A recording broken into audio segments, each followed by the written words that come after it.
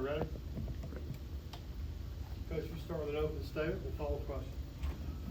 First of all, hats off to Troy, Coach Parker, his staff, his players, did a hell of a job, made the plays when they needed to be made, were able to minimize mistakes, stressed us in some ways.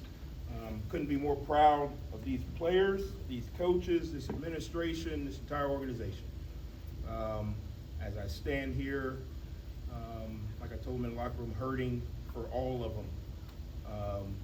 We cannot overlook the progress made this season. Not the result we wanted today. Should we, could we, would we, all of that, yes. We did not play well enough to win today. Missed way too many opportunities early in the game. When you get to this part of the season, you can't play a half of football or a quarter of football. That's what we've been doing the last few weeks. Different reasons, different weeks. But today, didn't play well enough the entire game. There were opportunities for us to take advantage. The details showed up. The details in all three phases showed up. They made the plays when they had opportunities, and we weren't able to do that. So again, proud of these guys. You look back 365 days ago, where we've come, not the expectation or the standard. I'm not sitting here going for moral victories. But I got a locker room full of 18 to 22 years olds, so I got to make sure that we paint the areas where we need to correct, but also let them know that it's not all doom and gloom. So we've got a lot of work to do. We had our opportunities tonight, did not take full advantage of them, and when you play good teams at this level, they catch up to you. So that opened up the question. Coach, is it a bit of a process? I mean, I'm not saying, starting off 7-2 and then the last three, but I mean, trying to get through, building this team from the ground up, at least from what you've done. Is it a process that you think?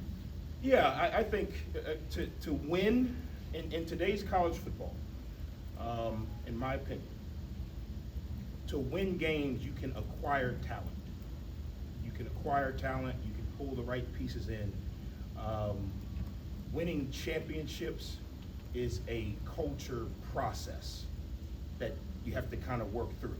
Now, we talked the whole time, you brought 20 guys. Well, there's still 80 guys. The process of how do you win consistently? How do you embrace the winning, but also look at the things you need to improve?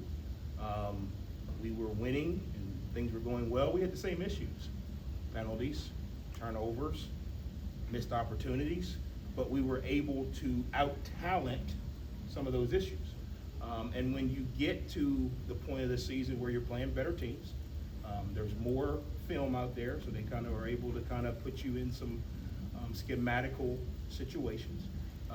Guys start to get banged up late in the year. Those things catch up to you. When you have the true championship culture, you learn how to improve as you're declining in the season. How do we understand about maximizing the opportunities? No, everyone's not 100%, so how do we prepare, how do we practice, and how do we play to still take advantage of those opportunities? Every detail matters. There's some things that showed up today that if you'd asked me, well, why did he do that? I don't know. Part of it is, again, when you haven't necessarily ingrained a championship culture. We have a winning culture now. That's the first step. This is no longer the 1-11 doormat of the Sun Belt. We are a winning program. We have a winning culture. To take the next step, we've got to understand the value of all those little details. That's my job. That's our entire organization's job. Sometimes these type of games teach it better than us putting it on a board or having a meeting about it, because again, you got to go through it. We've made tremendous strides, but to take the next step, all the little details come in. Coach, coming into the season, the motto for this team was flip the script. Now the regular season's come to an end for you guys. You feel like the script has been flipped for this team? I think it has. We were losers. We're 1-11. We're winners. We're going to a bowl game, guys. There's just a lot of teams in the country right now at some bigger conferences, lower conferences, that would trade places with us in a heartbeat. Was the expectation to be better? Absolutely. I don't ever expect to lose a game. We don't come out and say, hey guys, let's go try to play hard today. And I own it. We didn't play well enough. The last 3 weeks, we haven't been able to consistently move the ball on offense. We haven't been able to consistently get off the field on defense, and we keep tripping ourselves up with missed opportunities. I own that. But I also own the fact that we're going to bowl game. I also own the fact that, our guys busted their tail to get to 7 wins, a chance to get to 8. That's a pretty daggone good season. I think if anybody had put those numbers in a hat and you drew them, we'd be happy with it. Am I satisfied? Absolutely not. I didn't come here just to, go to bowl games. I came here to win. We're a winning program now. So now we got to take the next step. Part of that is, going through some growing pains. I think anybody in the city of Hattiesburg would trade 7-5 for 1-11. And trust me, that's not the standard. That's the floor. We talked about that when we got bowl eligible. The floor is to go to bowl games. But now we've got to take the next step. And how long does that take? Who knows? Obviously with today's game, you could have a brand new crop of guys come in, and you got to kind of start all over. Hopefully we're able to kind of get some ingrained, experiences in the group from games like this. Coach, we saw today on the ground about 30 attempts, 90 yards for you guys. Really, over the last couple of weeks, what do you feel like have been the issues on the ground, with the run game? Yeah, I think we're built to throw it. That's what we're built to do. We got to be better running it. I don't know, rushing attempt, they had 130, we had 95. I mean, we're built to throw it, and when you're not able to consistently throw it, then the run game gets magnified. When I say magnify now, you're hoping that every run breaks for 17 or 20 instead of efficiently 4s and 5s. I think, again, when you start to miss opportunities and you get into situations where the clock starts to go against you, now that those missed run opportunities are huge. We've got to improve on the run game, especially down in the red area where the field gets a little bit more condensed. Obviously limiting our run options when, Braylon's, not obviously a run threat as much as he was earlier in the year. That's a big piece of it. But we've got to improve in that area if we want to take the next step. That's part of, how do you evaluate what the next steps are? That's an area we got to take a next step in. Coach, your last regular season, you did it on a 5-game run, so now that you've seen kind of both sides of the extreme of that, what are some of the differences that you've noticed? Yeah, the details, just the importance of the detail, and the little things we talk about, just how valuable the details are. I think that's something that you can't ever negate. It's one of those deals where you can talk about it and you can tell them and they nod, and then it's, hey, here's the opportunity. Oh, my bad. That's the biggest thing.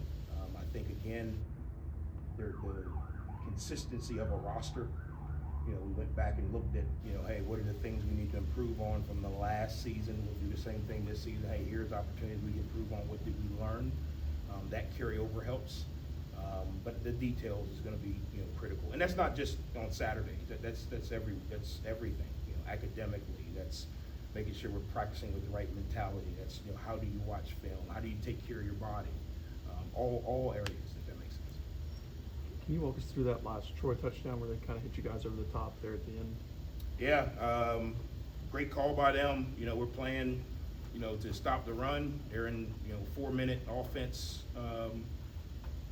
formation, mentality, time of the game. We're trying to come up with a stop. We're in zero coverage. They beat one of our best players. I always flip it back. If we get an opportunity down in the first half and we're able to stop the fake punt where we're supposed to have 4 eyes on that guy, they probably don't get that score, so that probably ties it up. Those are the details that we're talking about. Guy made a great play, great throw, great catch. They got good players too. On one of our best players, we're playing man coverage, trying to play the odds and stop the run, for them to run the ball. Great call, great execution, great opportunity for us to learn. Hey, in these situations, we got to be in man coverage. We got to understand that there is a valuable piece to a go ball or post ball. Great call, really good execution by them. If you ask me again, I'd probably do the same thing.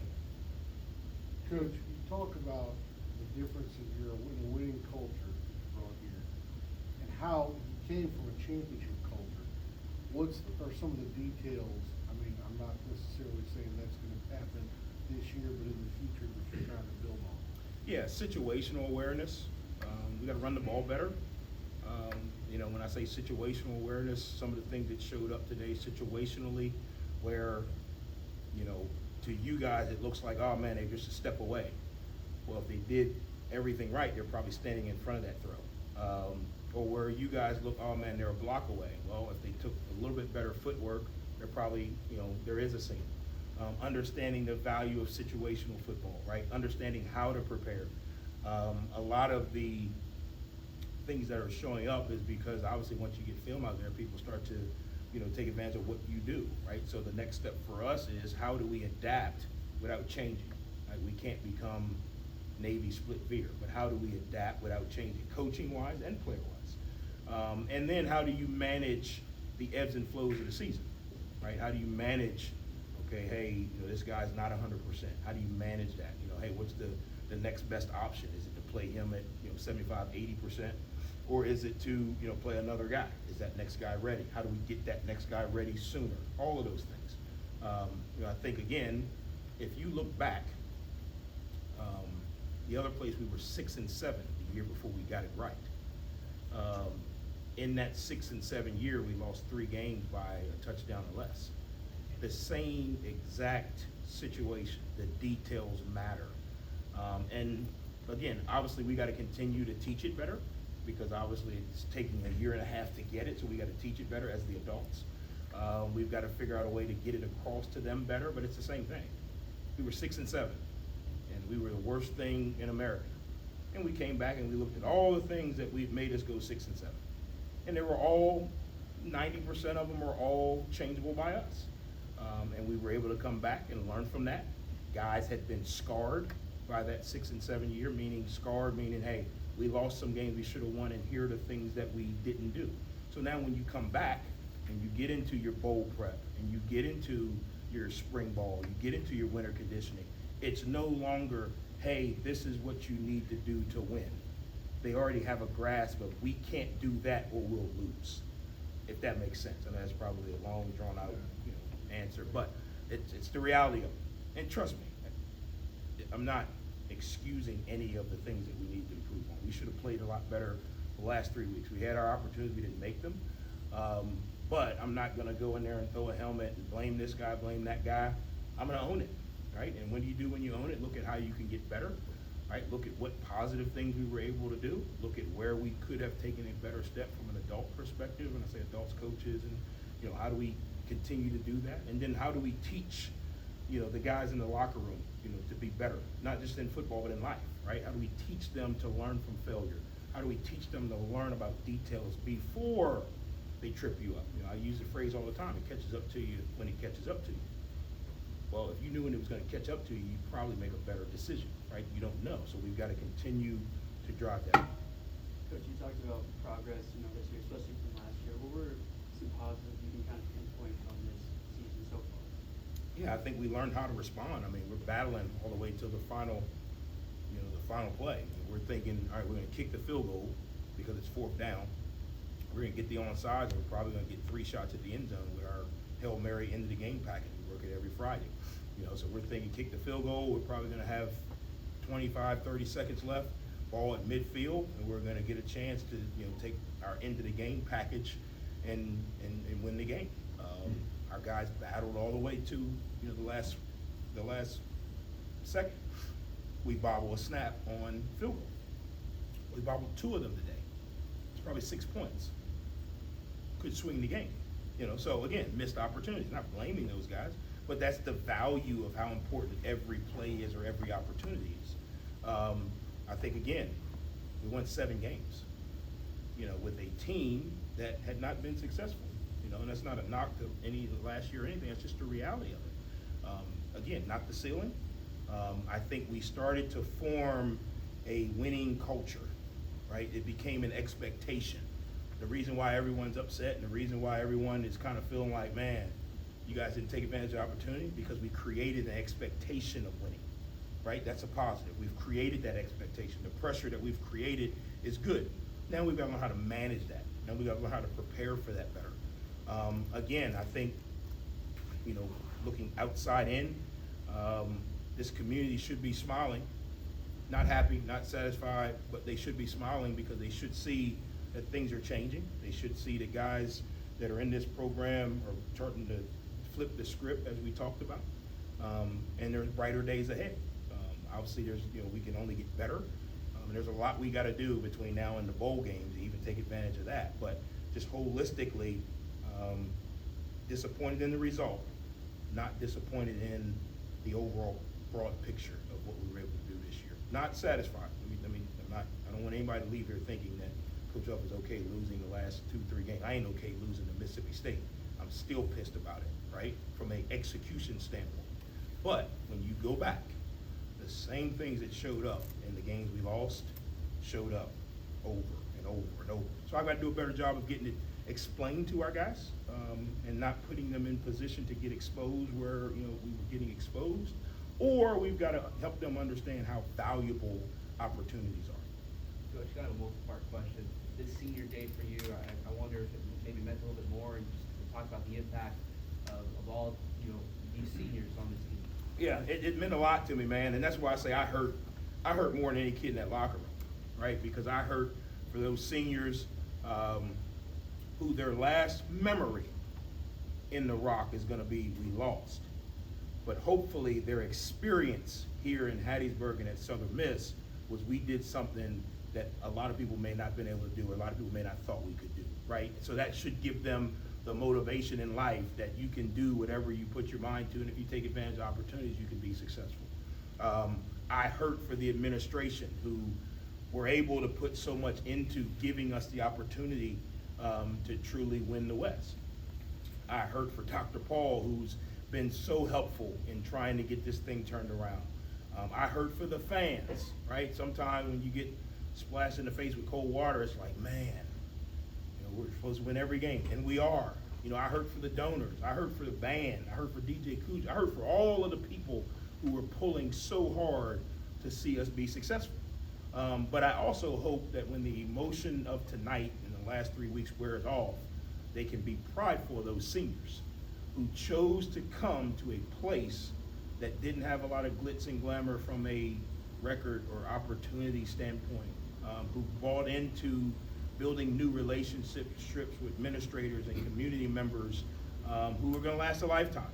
I told them I'm proud of them and I love them. Nope, not satisfied with the result, not what we wanted, but I couldn't be more proud of those 30 some odd guys that went outside of the comfort zone of just let me go somewhere that's been winning, let me go somewhere that maybe has more resources or whatever it may be, and let me go where there's a good relationship. Let me go where there's people that care about me.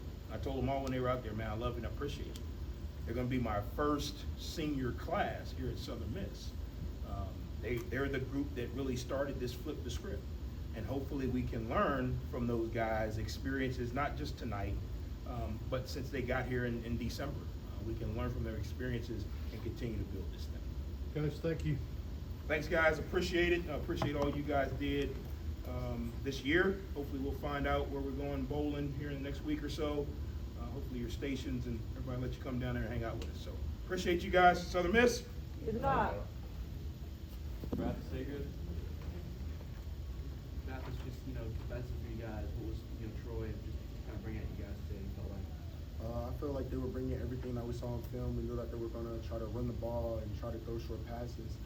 And, ultimately, we just came up short. We fought hard, and that's really it.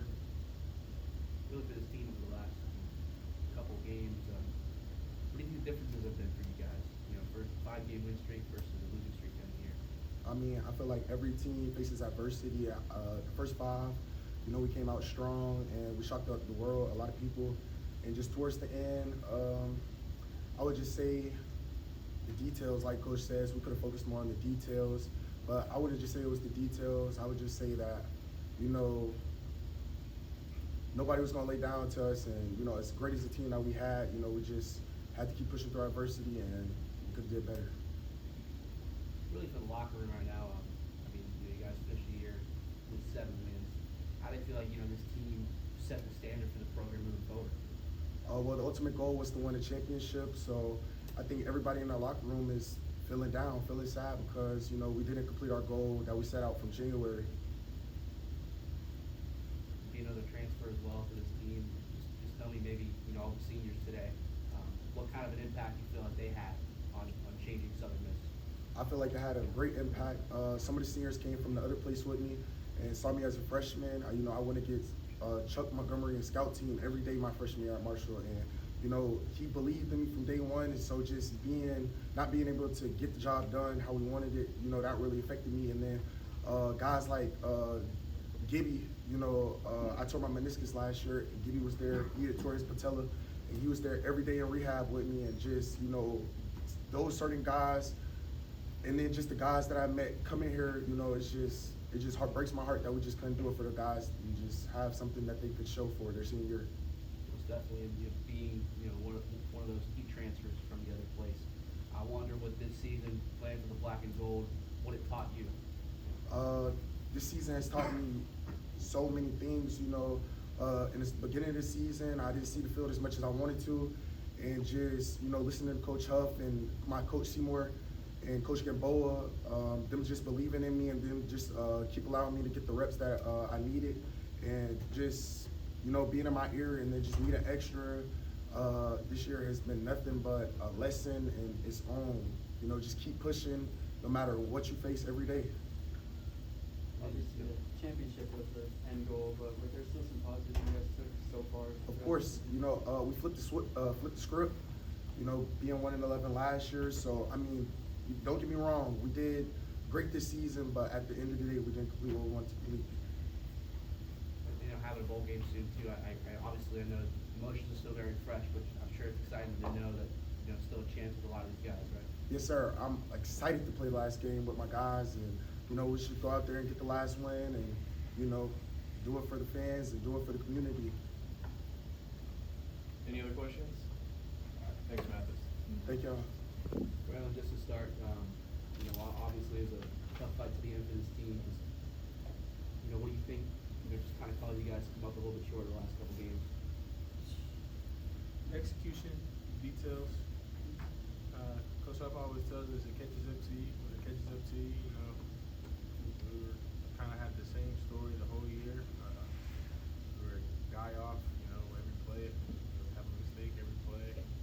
But in the beginning of the season, we were fortunate enough to overcome it with making big plays, getting takeaways. People started to get a beat on us when it really mattered. We didn't execute well enough, and we didn't focus on the details well enough to get caught up to it. Now, Braylon, I know that, you're focused on what's coming up next, Richmond ball game, and things as such. But have you thought about anything as far as your future, if you want to come back here, you want to move on, what's going to happen with that? If I had the option to come back, I would. I'm out of eligibility.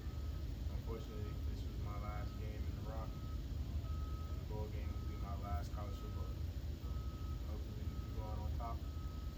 The city, the guys, the coaches, the fans. I don't have no more eligibility.